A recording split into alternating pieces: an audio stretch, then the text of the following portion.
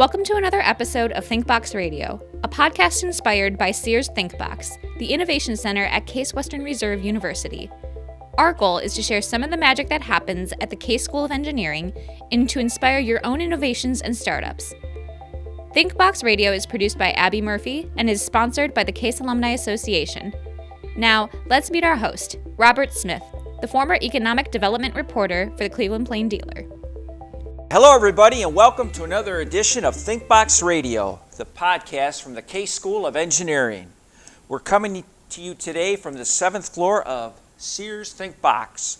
This is where the startups get started.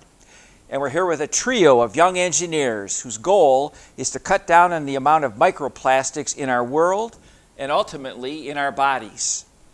Max Pennington is a recent graduate with a chemical engineering degree. David Dillman is a senior majoring in mechanical and aerospace engineering, and Chip Miller is a senior majoring in biomedical engineering. Their company is called CLEANR, C-L-E-A-N-R, and it's been winning pitch competitions and attracting attention at places like the Consumer Electronics Show. Their product is a filter for washing machines, and they're going to tell us why that could be transformative. Gentlemen, welcome to the show. Thank you. Thank you for having us. So let's start with the big picture. Why is your company meaningful? What are you guys hoping to achieve here, and why is that important to the world? Yeah, well, I can start. I mean, it really started when we heard that 94% of the tap water in the United States contained microplastic fiber, and the three of us banded together to try to do something about that contamination. And we learned that washing machines were the largest source of microplastics out into our environment. So why? What is it about washing machines that they're so dirty? So your clothes are made of plastic, and if it's not the clothing polyester fiber that's made of plastic, the dyes in your clothing are made of plastic. I didn't know that. Should I have known that? Mm-hmm. Most people don't know Okay. that. Yeah. So all that is in your washing machine, gets tumbled around, and then gets washed away with all the water and just into lakes, oceans, and rivers. And is this the main source of microplastics in the water? It is. 35% of all the microplastics comes from your washing machine. Oh my gosh. Mm-hmm. Okay, so explain to us in general then how your product works and how you're going to solve this problem.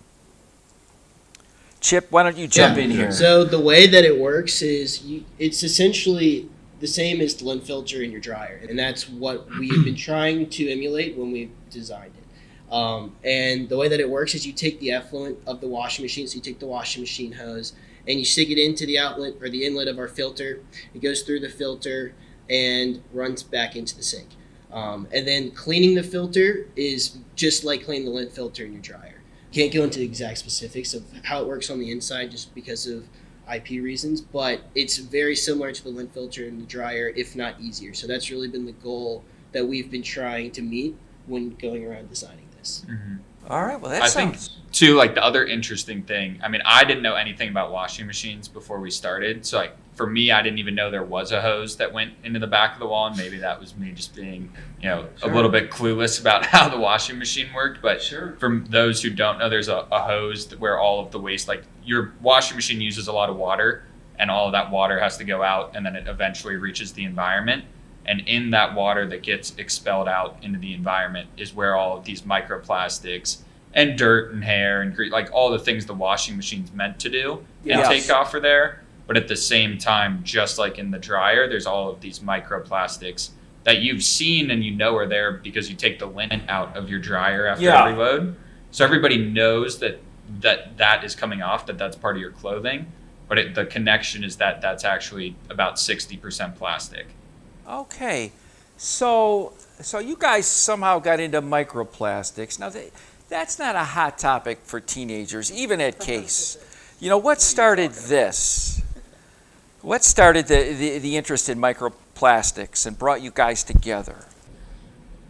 Yeah, I mean, it started, I was doing some work on life cycle assessments, so looking at like a product and how sustainable it is. And what, for a class? No, for Procter & Gamble while I was interning at P&G. Okay. Yeah. So I was looking at, and I ended up getting really interested in how plastic was getting out into the environment, and learned that clothing was one of the largest sources. And that was, 2 years ago now.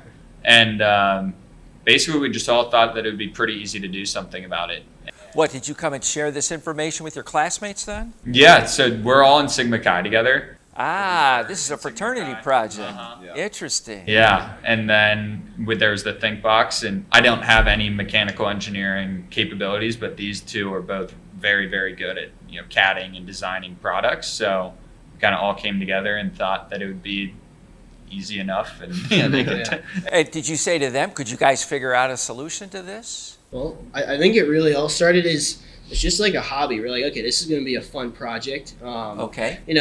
What's going to be like? This couldn't be more fun. Let's try to strap something to the end of a washing machine and see what happens. See if we can filter some stuff out. Because if it's real, we'll actually see what's coming out. So that was really what we did. We were like, okay, so what do we do? So we cut the end of a cup off. We put some mesh on it, and then ran the effluent of the washing machine into this cup, and we saw what was there.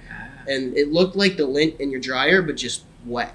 So that was really what sparked it. We're like, okay, this is going to be easy to solve. We can definitely do something about this. It wasn't as easy as we thought. It wasn't easy, to say the least. But Surprisingly, it took about 6 months to get a prototype that actually went through an entire load of laundry. So you stayed on it. Why'd you stay on it? because it was fun. It was I don't just think- Okay. We never thought about not staying on it. Yeah. Is that right? Yeah. it was I remember assembling the first prototype was in Max's house one Friday night. We were just like hanging out, putting together a filter that we thought was going to work, and ended up blowing up Max's washing machine, but it kept working anyway. Yes, you sound like engineers. You sound like aspiring engineers. So a hobby becomes a company, only at Case. So we're going to get into how that happens. But tell us right now, where does your company stand in its evolution? So you incorporated in July, Mm-hmm. and you have patents pending. Correct. Yeah. And so is the company, when did you launch? Was it an official launch, or it's just kind of an evolution? Yeah, I don't know that we ever had an official launch. I mean, we started working on it now over a year and a half ago, where we were working on ideas, and then it was over this summer in like August that we really started going full time. Okay. And when I made the decision to basically walk away from P&G and do this full time. Where you had a full-time job. I did have After a full-time graduating. job, yeah. And then Okay. these guys came on as co-op and put school on hold for a little bit while we keep going. Okay, so you're all working here full-time. Yeah. Mhm. yes. Is it a paid gig? Yes. Pay ourselves enough to live, yeah. Excellent. Living Excellent. expenses. Okay, and you're now on the 7th floor of Sears Think Box, which they call the incubation floor. Explain to our listeners what you have here and what it does for you. So this is pretty much our office and where it all started. So we ended up getting this garage space about a year ago. Yeah, we're in front of a garage door, and the space looks like about a 3-car garage. It is. It's a big garage, and it's a great story to say that, we started this company in a garage. Okay, Yeah. on the 7th floor. And, yeah. and We got to put that in quotation Yeah. marks because Okay. not Yeah. the typical It's- yeah. garage. but- Sure. But it's a great story to say, we started in a garage, and we really started and we had nothing. So getting this space was really what jump-started us and allowed us to start prototyping and just have a space to really just like put everything together and be. So about a year ago, we really started just spending, I would say, not actually 24 hours a day, but pretty darn close to 24 hours a day in this garage, whether it was doing schoolwork or working on prototypes for CLEANR. Right now we have in our background here, we have 4 resin 3D printers, and that's what we create all of our waterproof prototypes on. We have about 5 or 6 washing machines and dryers. So yeah, it's really turned into our lab and where we work every single day. Yeah. The other exciting thing, now it looks very hectic and like we have a lot of items in there, but I think if we had like a time lapse of what was in there, it started a year ago where we had 3 desks and we all had the 3 desks in the middle of the garage and we didn't have anything else. So to look at it now and see just where we've come and what's changed. And now we also have like 5 engineering consultants, which are all case students that work for us. So they come in about 20 hours-ish a week. Oh, and what do you have them do for you? Also, I mean, a lot of testing, a lot of prototyping. Excellent. Yeah, they've been great. So And are they co-op as well, or do they get class credit for this, or do you pay them? we pay them, Oh, nice. and this is just a part-time job for them. Okay. We have one of them is actually going on co-op next semester to work on with us full-time. Okay. But they've been invaluable in how much they've helped us. All right. So you got the cool space, you got the resources. Let me get back a little bit, back to the product again. You said you thought this was going to be easy, but it wasn't. What have the challenges been? David, you're an engineer or mechanical engineer. Yes. What were the challenges that maybe you didn't expect? Well, so as we said, we thought it'd be easy. Uh-huh. We then found out there were pending legislation, some laws being passed requiring these filters to be on machines. So in France, they are requiring these filters by 2025. Oh, some trends in your direction. Some things helping us. California, Canada, Australia has some laws outlining these filters. Okay. And then the United Kingdom has a pending law coming out saying that we need these filters and they need to be 90% efficient when post-filtered to 10 microns. Okay, so these opportunities also brought some complications. There's standards that Exactly. are being presented. So the 10 micron portion of that is what makes this a little more difficult. So these particles are super small. They range from, I think, 7 microns up to 500 microns. And Okay. so they're really small particles. The wash machine spits out this water at very, very fast rates. So it's the high flow rate, the small particles, and we need this thing to stay inexpensive. So the washing machine manufacturers Okay, will buy so you it. had to get better. You can't just catch some stuff. Exactly. Right. Well, so 7 microns, like the size of a red blood cell, to put that into perspective about how small of fibers we're dealing with. Is that even possible? It is. It is, okay. Is anyone as far along as you, do you know? I mean, we always expect that people are developing filters and have the same knowledge that we have, but we think that our product has the best engine moving forward and that it has the best capabilities to continue development. So we think that our base product has everything that it needs to be the best in the market. Okay. And I know you've had some validation. You've won a couple of startup competitions. Were you second place in Morgenthaler Pavey here at Case? That's a big competition. A first place in the Magnet Inspire competition. So did that help attract investment? Is that why you're able to pay people? It's a great question. I think the Morgenthaler Pavey competition was really what jump-started us. Because when we won that, we had pretty much nothing. We had all maxed out our credit cards. We were pretty much just working on CLEANR. Your parents must love that. Yeah, they were all pretty. They were like, why are these guys so focused on washing machines? Why aren't they focused as much on school as they are on washing machines? Yeah, there's definitely some irony in how much laundry we do. Yes, that's for sure. But winning Morgenthaler Pavey really is actually what allowed us to buy our first washing machine. And from there, we could do all of our testing in this garage space. So, yeah, that was really what allowed us to just to grow. That gave you $5,000. It did. And validation. Yep. And we stretched that $5,000 for what must have been 2 or 3 months, and we kept moving, and we didn't really feel too much stress about not having money, so that we really stretched it out and kept us moving on that 5,000. Okay, in the M-Spire pitch competition in July, you were first place for Yeah. engineering design. That was $15,000. It was. That had to help.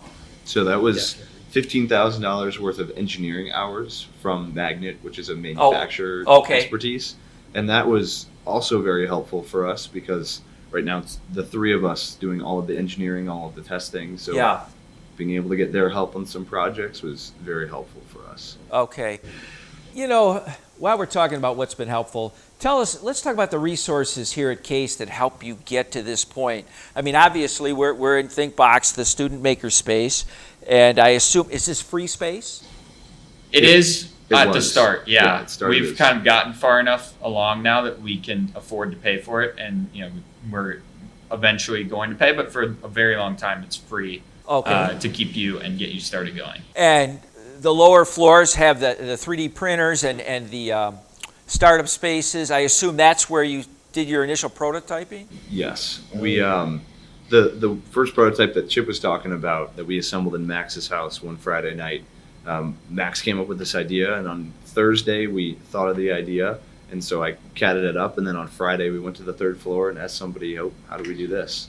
So is that right? The next day we were able to take this computer model and And turn what was it on into the a third filter. floor of ThinkBox? They have 20 3D printers that Okay. are just open use to anybody in the Cleveland community. Okay, and you guys had never used one? I hadn't. Chip has a Yeah, lot of I- experience in that area. I'd used them in the past, but having access to this many is something that, I mean, you couldn't ask for. It's perfect for rapid prototyping. Industry quality equipment. Oh, yeah. Oh my goodness. So Millions of dollars of equipment downstairs. Awesome. there's just no way we could have done any of this without having access to the Think Box, and especially the third floor. Okay. Because, yeah. The equipment alone, like the $5,000 that would have covered one printer. Okay. And so just having access to that was great. So outside of the makerspace, what other resources at Case have you been able to tap?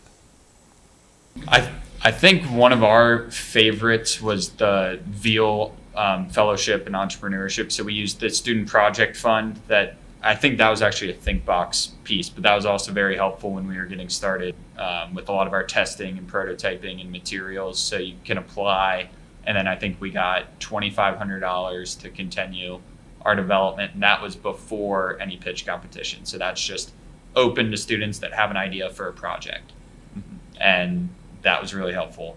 And then I think the one that stood out the most to me was actually the Veal 333, which is the Veal Fellowship, but now the Veal Snyder Fellows with Michael Goldberg and Ron Fish. Oh, that was the class, Mhm. Goldberg's class. Yeah. Yes. I think that was what really stood out. Co-taught with Ram Fish, an alumnus. Yes. Yes. And you guys are you too young to know what the iPod was? No, we know. We know what that. All right, he led the team for Apple and Uh-huh. built that thing. And when Yeah. that came out, we were like, wow. Yeah, All right, so you had a really cool alumnus helping teach that class. we did. Yeah, and just the way he thinks about everything from a prototyping perspective was really helpful. I mean, every time we brought something new that we were really proud of, he was already like 3 steps ahead saying, how does that look better? How do you make it like even better? Oh. How do you always improve? Oh, yeah, that's priceless. Mhm. Exactly. Have And a then guy like that advising you. yeah, and then just the startup experience, like learning from the books that they recommend, learning from the lectures, and then going out to Silicon Valley and actually talking to others that have succeeded in the startup space and in the investment space were all just invaluable, and I think got us super excited about the entrepreneurial journey. So that class gave you that, and I think that's a new class. It's a combination of Case School of Engineering and the Weatherhead School of Management. Mhm. You probably were the first students. We were. Good of you to jump in there. Interesting. And I know they're going to continue that class, and I think Ram Fish is going to continue to teach it. It sounds like you guys would endorse taking it. Definitely. I think if you're considering it, I think you have to. Okay. I mean, it just jumpstarts. I think your thought process and actually just gets you very, very excited, Okay. and it starts showing you the right people. And then I know that LaunchNet, which is the startup accelerator here at Case, took you to CES, the That's Consumer right. Electronics Show in Las Vegas. Last year, was it? Yes. Well, it'd still be this year. Last January. Yes. How was that experience? What was that like? That experience was fantastic. So we went there and we had our technology. I don't think we had one Morgan Thaler Pavey at that point, so we didn't have any money. So our naive thought was we'll go there, we'll meet some investors, and we'll get some money. So we made some business cards, and we decided that we'd go talk to any investor we found. So everyone had a name tag, and there was a sticker for showcase or product or investor investment. So we saw everybody with the investment sticker, and we just went up to them and said, "Hi, we need money." And they gave you a check. And they right there they wrote the check. No, a lot of them were helpful in giving us input and critiques on what we were doing. But we didn't get any money out of CES, but we learned so much about where we're going to go in the next 10, 12 months from that experience. So we got to see there was a startup section of the CES where we got to see a lot of those products and talk to those people, and the investment side was also very helpful for us and when we were to go get money. So So you would have had an exhibit booth there in Case Row? We didn't exhibit. We just went. Oh, you just went and Yeah. saw what other people were doing. Okay. Yeah. correct. And I think a big part of that is we really practiced and honed in our elevator pitch, because we go up to somebody in the middle of this, huge convention center. You just have to really to be able to pitch someone like that. That was just super helpful. Like we didn't really know what we were doing. Okay. We were obviously taking this class, but just practicing our elevator pitch and getting people started in a conversation, that was super helpful and really where I learned how to pitch and got better at it. I'm sure they asked about how your product works, and I know you have patents pending, but tell us about the technology. You're applying biomimicry, you're copying nature. How does that work? What can you tell us about how your filter works? We can't say much, unfortunately. I mean, we could say that because of the nature and inspiration of it, that we've been able to make the filter very small, a lot smaller than anything that's on the market. We've also been able to make it so you have to clean it less. At about 300% longer is what we've seen it last than conventional styles of filtration that are on the market. And is it, well, if it's like a lint screen on my dryer, I clean that every time I dry towels. Is it like that? Every load you... Yeah, we're working on ways to make it less than that. We want it to be Okay. even easier where you really never have to go in and touch it, because it's a new consumer experience where it's not something that you're used to, like the dryer lint filter yet. So we're really driving, a lot of our big initiatives are around how to make the cleaning experience even better. And did people have questions for you, or did they kind of accept that would work, the potential investors? Yeah, I mean, there's not usually a ton of questions around filtration, because in general it's kind of decided that you have some filtration media and then you run water through it and then you have to clean it. But yeah, it's hard to dive too deep into that, because we're really protective of what's on the inside of our filter until we're finished with the patent process. But we have had a fair amount of technical review with our investors. They all know exactly what's going on the inside. Yeah. Okay. Yeah. And you have installed some of your filters in washing machines here on campus? We have. Tell us about that pilot project. Yeah, so installing them on campus has been a great pilot trial for us, because university students they're not all, they don't do laundry as a typical consumer might always do laundry. So whether you're supposed to separate your towels and your whites and your darks, that's not necessarily always what happens. And we've learned that pretty quickly, but it's been great. So it's been great for stress testing the device, and we've learned so much from it. College student laundry. Yeah. Exactly. It's probably the best place we could be piloting a device like this. So we learned so much so quickly. So you have it in dorms? Yes, so we have it in dorms, and we're working on scaling it up right now. But just from the devices we have out there at the moment, we've learned, just in the first week, we learned how much dirt can end up inside of someone's load of laundry. Yeah. The first time we went to clean it, we just found a thick layer of rocks. Yeah. We're not sure how rocks ended up in the washing machine, but Yeah. cleaned it and put it back on its. That is stress testing. Oh, what a great idea. And is that something that's going to be going on for a while? Yeah, I mean, we envision scaling up to the entire campus. Okay. Yeah. Okay. So what are next steps, gentlemen? So Max has graduated. He was at Procter & Gamble, but he's come back here full time. You guys have put off, Chip and Dave have put off graduation to do this as a co-op. What's the near future look like? Will there be a product launch at some point? So right now our vision for this is to be integrated like the lint filter into the inside of a washing machine. Okay. So the next step for this would be take our product and approach these washing machine manufacturers to put it in their machine. Yeah. And that's kind of what the laws outline that we were talking about a little earlier, saying that these things need to be inside the washing machine. So that's the next step. Have you had any luck with that? I mean, how do you find the Maytag repairman? We're starting to have some luck. Okay. We're looking forward to it, and we think we have a very good shot and a good pitch to the washing machine manufacturers around how our technology can help them meet some of this pending legislation. Okay. Great. I mean, you've really come a long way. My gosh, you've seen the whole entrepreneurship process from an idea to a hobby to a startup. I'm sure, and you're so busy you probably don't get time to even look back. Not at all. Not as much as we'd like to. Yeah. But, congratulations to you. Good luck to you. And we're going to be following your company Thank for you. years to come. Thank you. Yeah. All right. I think we're going to wrap up there. That was another edition of ThinkBox Radio from Case Western Reserve University, where our motto is Think Beyond the Possible. And that concludes another episode of ThinkBox Radio. Stories inspired by America's leading college innovation center. Thanks for listening. You can find past episodes on our website, casealumni.org. Goodbye from Case Western Reserve University, where our motto is Think Beyond the Possible.